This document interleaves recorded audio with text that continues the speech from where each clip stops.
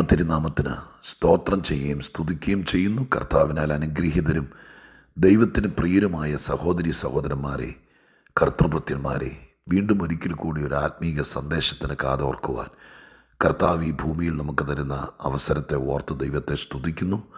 ദൈവവചനം കേൾപ്പാൻ തൽപരരായിരിക്കുന്ന പ്രിയപ്പെട്ടവരെ കർത്താവ് അനുഗ്രഹിക്കട്ടെ എന്ന് പ്രാർത്ഥിക്കുകയും നിങ്ങൾക്കെല്ലാവർക്കും യേശുക്രിസ്തുവിൻ്റെ ധന്യമുള്ള നാമത്തിൽ സ്നേഹത്തിൻ്റെ വന്ദനം അറിയിക്കുന്നു.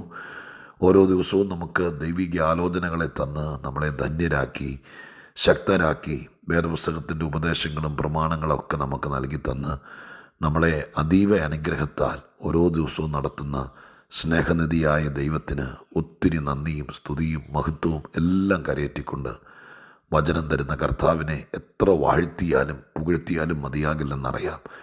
എങ്കിലും ദൈവസന്നിധിയിൽ ഈ രാവിലെ എൻ്റെ ഹൃദയം തുറന്ന് ദൈവത്തിന് ഒത്തിരി സ്തുതിസ്തോത്രങ്ങൾ അർപ്പിച്ചുകൊണ്ട് ഇന്ന് നാം ഒരുമിച്ച് ചിന്തിപ്പാൻ ആഗ്രഹിക്കുന്ന ആത്മീക ആലോചനയിലേക്ക് നമ്മുടെ ശ്രദ്ധയെ ക്ഷണിക്കുകയാണ്. സങ്കീർത്തനങ്ങൾ 38-9 വാക്യം ഇന്നത്തെ ചിന്തയ്ക്കായി ഞാൻ നിങ്ങളെ വായിച്ച് കേൾപ്പിക്കാം. 38 സങ്കീർത്തനം അതിൻ്റെ 9 വാക്യം ഞാൻ നിങ്ങളെ വായിച്ച് കേൾപ്പിക്കാം. കർത്താവേ, എൻ്റെ ആഗ്രഹമൊക്കെയും അങ്ങയുടെ മുമ്പിലിരിക്കുന്നു. കർത്താവേ, എൻ്റെ ആഗ്രഹമൊക്കെയും അങ്ങയുടെ മുമ്പിലിരിക്കുന്നു. ആഗ്രഹത്തെക്കുറിച്ച് വേദപുസ്തകത്തിൽ പ്രത്യേകിച്ച് പഴയ നിയമത്തിൽ ഒരുപാട് കാര്യങ്ങൾ പറയുന്നുണ്ട്. പലതരം ചിന്തകളും ഉപദേശങ്ങളുമാണ് വേദപുസ്തകത്തെ പശ്ചാത്തലമാക്കിക്കൊണ്ട് വ്യാഖ്യാതാക്കളും ആളുകളുമൊക്കെ സാധാരണ പ്രഭാഷണ വേദിയിലും സംഭാഷണ സദസ്സിലുമൊക്കെ പറയാറുള്ളത്.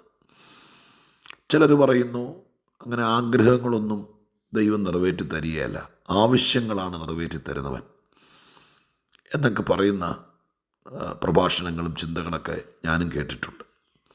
എന്നാൽ വിശുദ്ധ ബൈബിളിൽ ദൈവത്തെ മനസ്സിലാക്കുമ്പോൾ ഭക്തന്മാരായിരുന്ന ആളുകളുടെ ഹൃദയത്തിലെ ആഗ്രഹങ്ങളൊക്കെ ദൈവം നടപ്പാക്കി കൊടുത്തിട്ടുണ്ട്.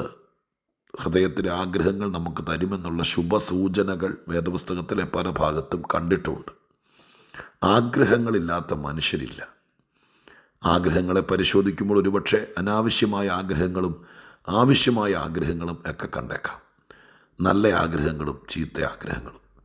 നമ്മളിന്ന് ഈ അനാവശ്യമായ ആഗ്രഹങ്ങളോ ചീത്ത ആഗ്രഹങ്ങളിലേക്കൊന്നും കടക്കുന്നില്ല.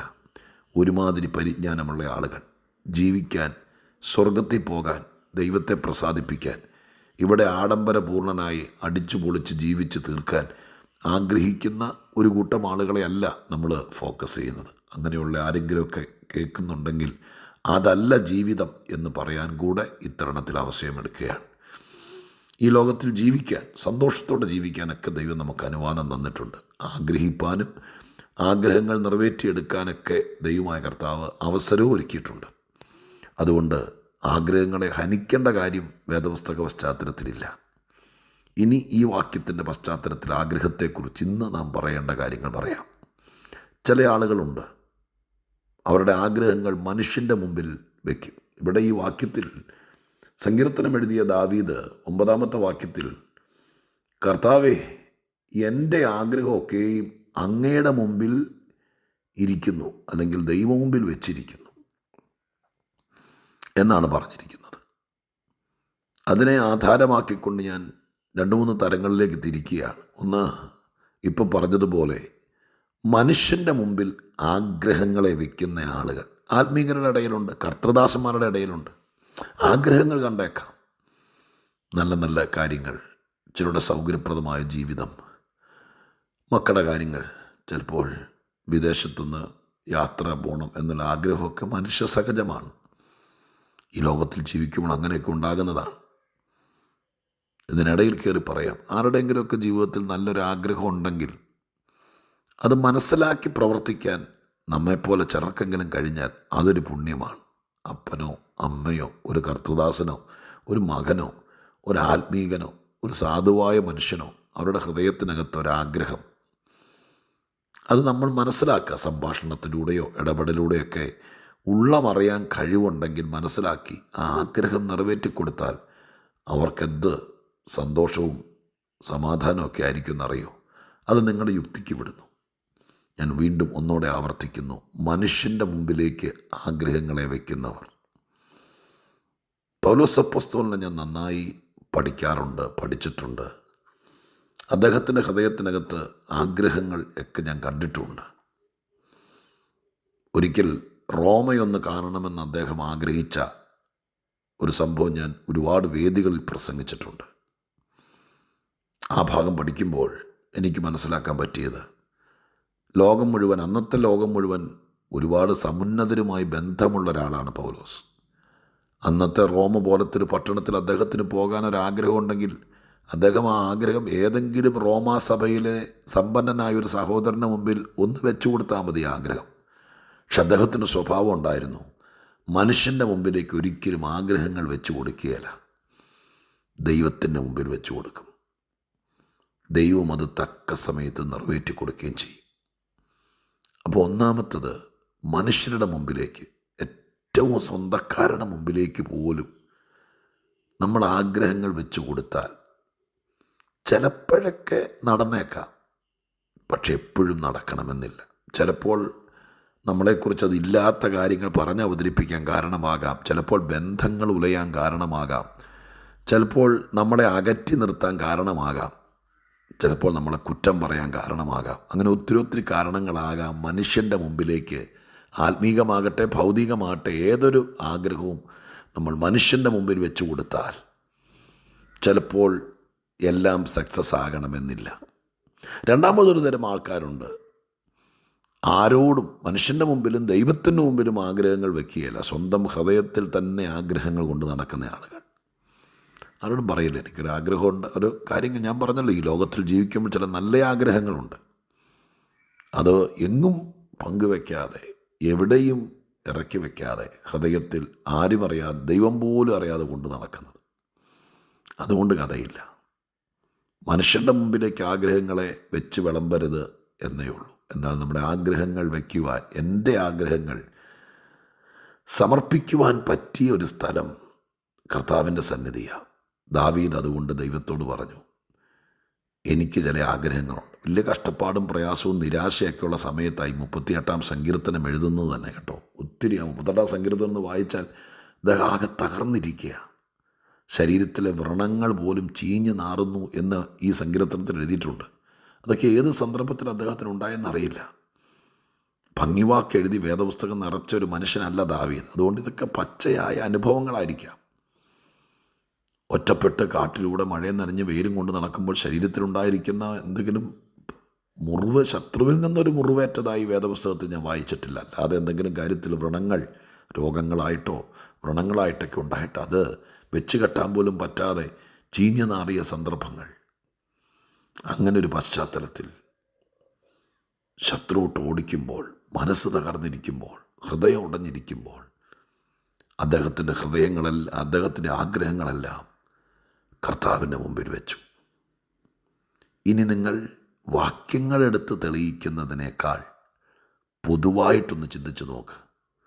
കർത്താവിൻ്റെ മുമ്പിൽ ആഗ്രഹങ്ങൾ വെച്ചിട്ട് എന്തെങ്കിലും ഗുണമുണ്ടായോ ദാവീദേ എന്ന് നിങ്ങൾ ചോദിച്ചു നോക്കിയേ. ഉറപ്പുണ്ടെനിക്ക്, ദാവീദ് പറയും, ഒരിക്കലും ആഗ്രഹിക്കാൻ പോലും പറ്റുന്നൊരു സാഹചര്യത്തിലല്ല ഞാൻ പല കാര്യങ്ങളും കർത്താവിൻ്റെ മുമ്പിൽ ആഗ്രഹമായി വെച്ചത്. പക്ഷേ ഞാൻ വെച്ച പല ആഗ്രഹങ്ങളും ദൈവം നടത്തി. ഏറ്റവും ചെറിയൊരു കാര്യമാണ് യഹോവയ്ക്കൊരാലയം പണിയെന്നൊരാഗ്രഹം. ആഗ്രഹവും ദൈവം നിഷേധിച്ചില്ലല്ലോ. ദാവീദിൻ്റെ കാലത്ത് പണിതില്ല എന്നതൊരു പോരായ്മയല്ലേ എന്ന് വേണമെങ്കിൽ ചോദ്യം ചെയ്യപ്പെടുന്നവർക്ക് ചോദിക്കാം. പക്ഷേ ഏറ്റവും വലിയൊരു പദ്ധതിയല്ലായിരുന്നു അത്. ദൈവത്തിനൊരാലയം, ആലയമെന്ന ആഗ്രഹം ആരുടെ ഹൃദയത്തിലുണ്ടായി? ഒരുപക്ഷെ ആലയമെന്ന ആശയം ആദ്യമായിട്ടുണ്ടായത് യാക്കോബിൻ്റെ ഹൃദയത്തിലാണെന്ന് ഉൽപ്പത്തി പുസ്തകത്തിൽ നിന്ന് മനസ്സിലാക്കാം. ലൂസിൽ കല്ല് തലണയമായി വെച്ച് കിടന്നുറങ്ങിയ രാത്രിയിലാണ് യഹോവയുടെ ആലയമാണെന്ന് പറഞ്ഞൊരു കല്ല് നാട്ടി. ഞാൻ തിരിച്ചു വരുമ്പോൾ ഇതൊക്കെ നിവർത്തിച്ചത് ആലയമായി തീരുമെന്നൊക്കെ പറഞ്ഞു പോയത്. ഒരാശയം പുറത്തു കൊണ്ടുവന്നത് യാക്കോബാണ്. പക്ഷെ ആലയമെന്ന ആഗ്രഹം ദാവീദിൻ്റെ ആയിരുന്നു. ഒരുപാട് പേർക്ക് ആശയങ്ങളുണ്ട് ദൈവമക്കളെ, അതെല്ലാം നടക്കണമെന്നില്ല. പക്ഷെ ആഗ്രഹങ്ങൾ ദൈവം മുമ്പിൽ വയ്ക്കുക. ആരോടും പറയരുത്. ദൈവത്തിൻ്റെ മുമ്പിൽ പറയാൻ നമുക്ക് കിട്ടുന്ന പോലത്തെ ഒരു പ്രൈവസി വേറെ എങ്ങും കിട്ടിയേല. നമുക്ക് ദൈവത്തോട് പറയും, തിരുത്തേണ്ടതാണെങ്കിൽ ദൈവം തിരുത്തും, ശാസിക്കേണ്ടതാണെങ്കിൽ ദൈവം ശാസിക്കും. പക്ഷെ മനുഷ്യൻ്റെ മുമ്പിലാണെങ്കിൽ അന്നേരം ഒന്നും പറയില്ല. പിന്നെ അങ്ങോട്ടും ഇങ്ങോട്ടും മാറുമ്പോഴത്തേക്കും പറയും, ഓ ഇവൻ്റെയൊക്കെ ആഗ്രഹം കണ്ടോ. എന്തിനങ്ങനെ കേൾക്കുന്നത്? നമുക്കൊരു ദൈവമില്ലേ? നമുക്കൊരു കർത്താവില്ലേ? എന്തെങ്കിലുമൊക്കെ ആഗ്രഹം, ഒരാഗ്രഹവും ഇല്ലാതെ ജീവിച്ചിരുന്നിട്ടെന്ത് കഥ? നിങ്ങളുടെ ഹൃദയത്തിലെ ആഗ്രഹങ്ങൾ കർത്താവിൻ്റെ മുമ്പിൽ വെച്ച് എങ്ങനെയാണ് ചെയ്യുന്നത്? ദൈവസന്നിധിയിലിരുന്ന് ദൈവത്തോട് ഈ വാക്യമൊക്കെ അതുപോലെ പച്ചയ്ക്ക് പറയണം. എനിക്കൊരാഗ്രഹമുണ്ട് കർത്താവേ, ഈ ആണ്ട് കഴിയുന്നതിനേക്കാൾ മുമ്പ് അങ്ങനെ ഒന്ന് ശാന്തമായിട്ട് പോയിരുന്ന് പറഞ്ഞു നോക്കി. കുഞ്ഞുങ്ങൾ പോലും എന്നെ കേൾക്കുന്നവർ പറഞ്ഞു നോക്കി. കർത്താവ് ആഗ്രഹങ്ങളെ തള്ളിക്കളയുന്നവനല്ല കേട്ടോ. ഭക്തന്മാരുടെ പല ആഗ്രഹങ്ങളും കർത്താവിൻ്റെ മുമ്പിൽ വെച്ചു. കർത്താവ് അത് തക്ക സമയത്ത് പരിഗണിച്ചു. ഞാൻ പറഞ്ഞു നിർത്താം.